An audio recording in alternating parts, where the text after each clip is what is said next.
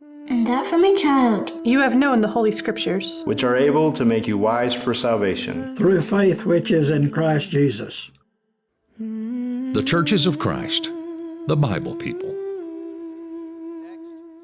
This morning, we live in a country where I think most of us would agree there are a lot of things our country could do better, but it is a good thing that our country has designated, our nation has designated a special day for us to honor and to celebrate motherhood. Well, why would that be? Well, when we stop to honor mothers, we're doing something that God smiles on. And Paul was quoting in Ephesians 6, he was going back and quoting from the Ten Commandments, and he said, honor your father and mother, which is the first commandment with a promise, so that it may be well with you and that you may live long on the earth. And so obviously it's a passage more about the way you live your life than about celebrating something for one day. But nevertheless, the importance of honoring mothers, honoring motherhood is being upheld. Before Mother's Day ever existed as a national holiday, U.S. President Abraham Lincoln famously said, all that I am or hope to be, I owe to my angel mother. And he was referring to Nancy, who he lost at a very young age. He lost his mother when he was just 9 years old. The official Mother's Day holiday for us, it arose in the 1900s as a result of the efforts of a lady named Anna Jarvis. She was the daughter of Anne Reeves Jarvis, and her mother passed in 1905. And after her mother passed, Anna Jarvis conceived of Mother's Day as a way of honoring the sacrifices mothers made for their children. And so after gaining some financial backing from Philadelphia department store owner John Wanamaker, in May 1908, she organized the first official Mother's Day celebration. That was at a Methodist church in Grafton, West Virginia. That same day, thousands of people attended a Mother's Day event at one of Wanamaker's retail stores. And so following the success of that first Mother's Day, Jarvis, who ironically remained unmarried and childless all of her own life, she resolved to see her holiday added to the national calendar. And so, arguing that our American holidays had often been biased toward male achievement, she started this massive letter-writing campaign to newspapers and prominent politicians urging the adoption of a special day honoring motherhood. And so by 1912, many states, towns, and churches had adopted Mother's Day as an annual holiday, and Jarvis had established the Mother's Day International Association to help promote her cause. And so her persistence paid off in 1914 when President Woodrow Wilson signed a measure officially establishing the second Sunday in May as Mother's Day. And later on, it's almost ironic, Jarvis would later on denounce the commercialization that actually happened to Mother's Day. And so again, it's a blessing that our country devotes a day to celebrating motherhood, celebrating our mothers, and celebrate we do. One statistic says that there will be 37% more phone traffic today because folks will make sure that if they can't be with mom, that she'll at least get a phone call. 84% of people are going to celebrate today, and we're going to spend about $33.5 billion today celebrating motherhood. Now, many of you realize, and because we've been doing this several years now, I don't typically preach a traditional Mother's Day sermon every year, and there are a few reasons why, and I want to recognize some of those as we start today. It's likely not lost on any of us that Mother's Day isn't a day that every person looks forward to. Some folks perceived that they didn't have great mothers, and so for them, maybe it's a day of lament. And then on any given Mother's Day, there are going to be some folks who are still suffering the recent hurt, the recent fresh wound of having just lost a mother, and so some are still grieving loss. And then on any given Mother's Day, there are going to be some members of the church family who are possibly frustrated, maybe even a little angry because a lady desperately wants to be a mother, but to that point, the Lord hasn't seen fit to bless her in that way.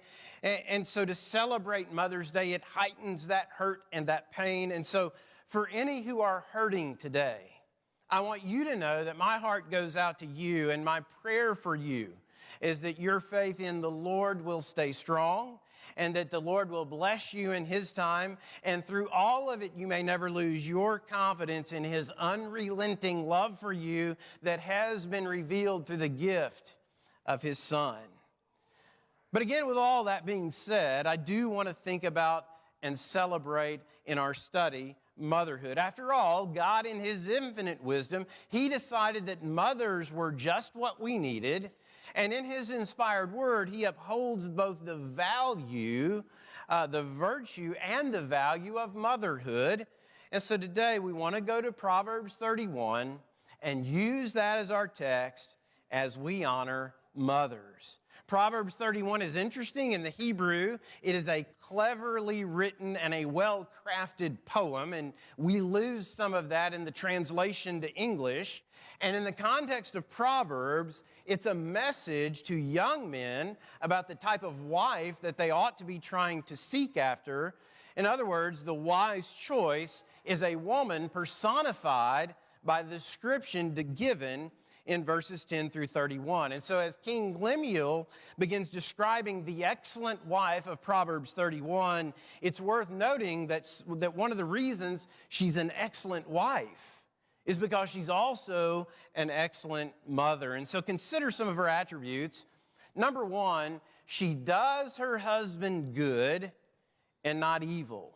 As we dive into this, notice Proverbs 31 verse 12. She does him good and not evil all the days of her life.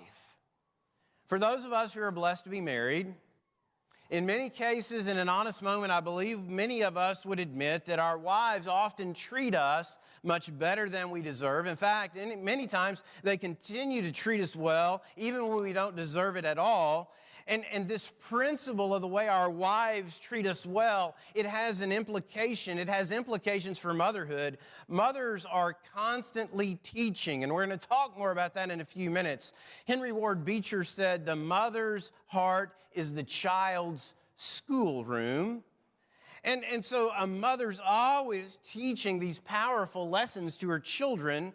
And one of the things that a mother is teaching her child is about what a marriage is to look like, what a marriage between husband and wife is to look like. A mother is teaching her daughter about how her daughter should one day treat her husband. And perhaps that's one of the reasons that often as husbands we're treated better than we deserve, because our wives realize they're actually training their daughters to be good mothers one day. Number two, she works hard. Notice again from our text, this time beginning in verse 13, she looks for wool and flax and works with her hands in delight. She's like merchant ships. She brings her food from afar. She rises also while it is still night and gives food to her household and portions to her maidens. She considers a field and buys it. From her earnings she plants a vineyard. She girds herself with strength and makes her arms strong. She senses that her gain is good. Her lamp does not go out at night. She stretches out her hands to the distaff. In other words, her hands are busy spinning thread, and her hands grasp the spindle. Notice verse 27, she looks well to the ways of her household, and she does not eat the bread of idleness. A simple reading of just those verses can make you tired. And they paint a picture of a woman who has to obviously be tired almost all the time and is most definitely selfless. God blessed mothers with this ability to do whatever it needs to be done, to have the energy in the tank, to find what they didn't think they had, to do what needs to be done. And we often don't appreciate that as we should. Stories told of a teenage boy who got his first job. And he was boasting about the amount of work that he was doing. He said, I get up at 5 a.m. and I have my breakfast.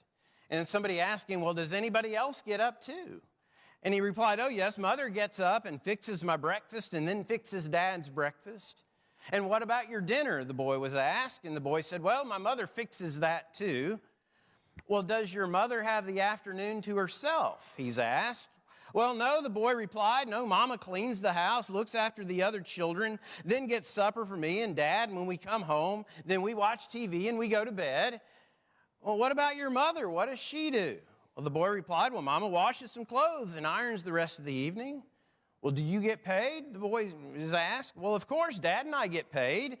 "Well, what about your mother? Does she get paid too?"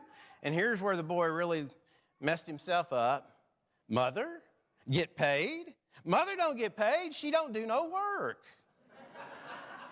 A foolish young man whose eyes hopefully will be opened at some point. The old saying is so many times true: man works from sun to sun, but woman's work is never done. Jody Picoult said 24/7. Once you sign on to be a mother, that's the only shift they offer. And so we honor our mothers for all the work they do, often receiving far fewer words of appreciation than they deserve. Number 3, she's generous. Notice verse 20 of our text. She extends her hand to the poor, and she stretches out her hand to the needy. Now, the context here in Proverbs relates to the woman being generous to people who aren't necessarily family, aren't necessarily related. But another of the reasons that we're grateful for our mothers is because of the generosity a mother shows to her family. Teacher at school put this question to little James in math class. "James, suppose your mother made a cherry pie and there were 10 of you at the table, your mother and father and 8 children. How much of the pie would you get?" "A ninth," was little James's answer. "Well, no, James. Now pay attention. There are 10 of you in the home. Don't you know your fractions?" "Well, yes, ma'am," he replied. "I know my fractions, but I know my mother even better, and she'd say she didn't want any pie." That's a mom wanting to make sure everybody else has some. The unselfishness of a mother shows a heart of love for her family. And all of us can remember selfless act after selfless act of devotion where our mamas were doing things to make our homes better. It may be mama scrounging together some extra cash for that need of the moment. And if you're raising kids, you get it. It seems like there's a new need of the moment every single day. Or maybe it's saving and scrimping to take kids on that special trip that they'll remember for a lifetime. But a mother's generosity, and you get this, it's about so much more than money. Mothers often eat last. They often eat what's left. They often eat what's no longer hot, or they don't eat it all. And often it's because they consistently are making sure that the needs of the family are met first. Emily Watts said, "Burnt toast is actually fairly symbolic of motherhood. If you're the one who burned the toast, you scrape it off and eat it yourself. If they burned it, you eat it because they burned it especially for you." We celebrate our mothers because of their generosity. Number 4, she smiles at the future because she is prepared. Notice beginning in verse 21, she's not afraid of the snow for her household, for all her household are clothed with scarlet.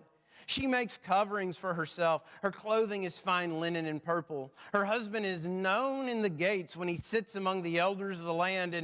And the scholars who look at this in the Hebrew, that is the center point of the entire thing if you're reading it in that way. Verse 24, she makes linen garments and sells them and supplies belts to the tradesmen. Strength and dignity are her clothing, and she smiles at the future. This excellent wife and mother, she's depicted as one who's optimistic rather than pessimistic as she looks ahead to literally looking ahead to latter days. She's seen the future needs of her family, and she's prepared for that, both physical and spiritual. Obviously, the physical needs are mentioned here in these verses. But our mothers, they provide a spiritual preparation to children. such that children are better prepared for the winter times that are going to arrive in every person's life at some point. Those valleys, those obstacles, those temptations, those dark days, those days where we fail instead of succeeding. Mothers help prepare their children for those times. She also prepares herself by availing herself of a wardrobe that will sustain her into latter days. Youth, physical beauty, some of those things will one day fade, but strength and dignity are always attractive and never go out of style. Number 5, she speaks wise words in kindness. Notice verse 26 of our text. She opens her mouth in wisdom, and the teaching of kindness is on her tongue. So here we come back to the idea, mothers are always teaching. Mothers are to be honored. One of the reasons because of all the things they've taught us. A London editor submitted to Winston Churchill for his approval a list of all those who'd been Churchill's teachers through the years. And so Churchill returned the list with one comment, and he says, "You've omitted to mention one of my greatest teachers, my mother." There was a preacher named G. Campbell Morgan, and he had 4 sons, and they all became ministers of the gospel. And at a family reunion, a friend asked one of the sons, "Okay, which Morgan out of the 5 is the greatest preacher?" And that son looked at his father and he said, "Mother." Mothers have preached many powerful a sermon, some even with words, but many with the life they're living before their families and before their lords. Mothers are always teaching. David O. McKay said, "Motherhood is the greatest potential influence, either for good or ill, in human life. The mother's image is the first that stamps itself on the unwritten pages of the young child's mind. It is her caress that first awakens a sense of security, her kiss, the first realization of affection, her sympathy and tenderness, the first assurance that there is love in the world." And then number 6, she fears the Lord. Notice verse 30 of our text. "Charm is deceitful and beauty is vain, but a woman who fears the Lord, she shall be praised." The most important thing a mother can do, and the most important lesson a mother can teach, is to allow her children to be blessed with a mother who, more than any other thing, fears God. There is no more important life lesson than that. The beautiful example here of the excellent wife and mother in our text in Proverbs 31 is highlighted by the fact that this woman that young men ought to be seeking after to one day have as a wife is a woman who fears God. But as we wrap this up, I want to talk about one other thing that's mentioned all through the text, even though it's never said out loud. While the specific word appears nowhere in Proverbs 31, a vivid picture here is being painted of what love looks like.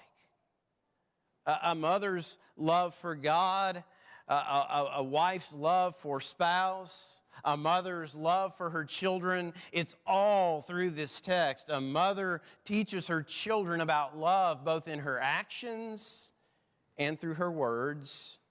Robert Browning said, "Motherhood, all love begins and ends there." Ravathi Sankaran said, "If I were asked to define motherhood, I would have defined it as love in its purest form, unconditional love." A mother's unconditional love, it exists in many forms, any number of forms. It may be the mother's mark that she places on the home, where the home ends up being one that's always joyous and always happy. One husband, after 60 years of marriage, and then he lost his wife, on her tombstone he put, "She always made home happy." And even if every day in a home wasn't laughter and fun, a mother's love may often take the form of this tough and relentless love that helps her children stay on track and stay out of trouble through all the temptations that come during those growing up years. Both kinds of love have their place. Both kinds of love are valuable. Both kinds of love are needed. And so it's only logical what we see as this proverb concludes, that the children, that the husband will value her and bless her for all that she's done. And so today, as children, we celebrate and we thank our mothers. May our mothers continue to be rewarded and to be honored for all the good they've done. Notice these verses, starting in verse 28. Her children rise up and bless her. Her husband also, and he praises her, saying, many daughters have done nobly, but you excel them all. And then verse 31, give her the product of her hands, and let her works praise her in the gates. Rudyard Kipling said, God could not be everywhere, and therefore he made mothers. Now, his statement isn't accurate theologically, but you can't help but appreciate the sentiment in its practicality. God's design is that a child would begin learning life's most important lessons from his mother. And so may all who are blessed to be mothers, may you constantly be showing Jesus, may you show him to your children. And for all you do as mothers today, we say, thank you. Will's going to lead us in the song of invitation that he selected this morning. We extend the Lord's invitation because when the church family gathers, you may be here in a situation where maybe you are outside of what you would regard as a saved relationship with God. Maybe you've never obeyed the gospel. Maybe you've never submitted to him in baptism for the forgiveness of your sins. Or maybe you did that at one point and then life got in the way and life got tough and things got out of control and you realize you kind of got away from God, and maybe today would be the day that you need to come back. Here's a couple of things I would submit for your thinking. The reason to get right with God is because you want to be right with God. That would never, we would never try to discount that in any way, but here's the thing. If you still have your mother and you're not in a right relationship with God, she can't obey him for you, but I can promise you she's lifting you up in prayer all the time, praying about that day when you, for the right reasons, will decide that you want to be in a right relationship with God.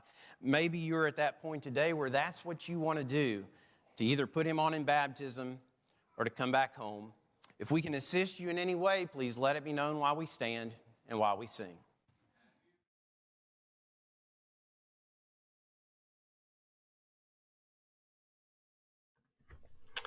Hello, my name's Philip Goad, and I'm privileged to serve as the preacher here at North Highlands Church of Christ.